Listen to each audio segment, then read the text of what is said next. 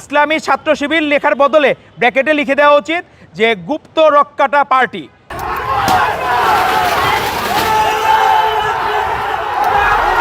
শিবিরকে বাংলাদেশে মাফ করার সুযোগ নেই। গতকালকে তারা ওপেনলি ঘোষণা দিচ্ছে যে একটা লাশের বদলে তারা 10টা লাশ ফেলবে। শিবিরের গুপ্ত রাজনীতিকে কেন্দ্র করে উত্তাল রাজপথ। শাহবাগ, পাবনা ও ঈশ্বরদীতে ছাত্রদল শিবির সংঘর্ষে কয়েকশো নেতাকর্মী আহত।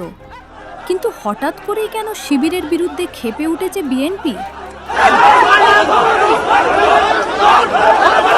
কেন তোমাকে গুপ্ত লিখেছে? তো গুপ্তকে গুপ্ত বলবে না তো কি বলবে? কারণ আপনারা বলছেন আপনারা গুপ্ত না, এখন আবার গুপ্ত বললে আপনাদের শরীর জ্বলতেছে, আপনারা সংঘর্ষে জড়িয়ে পড়তেছেন, আবার বলতেছেন আপনারা গুপ্ত না। বিভিন্ন ক্যাম্পাসে গুপ্ত রাজনীতির বিরুদ্ধে কঠোর অবস্থানে ছাত্রদল।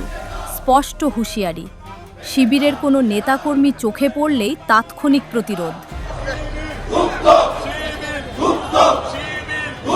ইসলামী ছাত্র শিবির লেখার বদলে ব্র্যাকেটে লিখে দেওয়া উচিত যে গুপ্ত রক্কাটা পার্টি। এরা দেখা গেল যে বিড়াল থাকে, কিন্তু যখনই একটু সুযোগ পায় তারা বাঘ হওয়ার চেষ্টা করে, কিন্তু বিড়াল কোনোদিন বাঘ হইতে পারবে না। বিএনপির অভিযোগ, শেখ হাসিনার মতোই তারেক রহমানকে ক্ষমতা থেকে দূরে রাখতে গোপন ষড়যন্ত্র করছে জামায়াত শিবিরের একটি অংশ।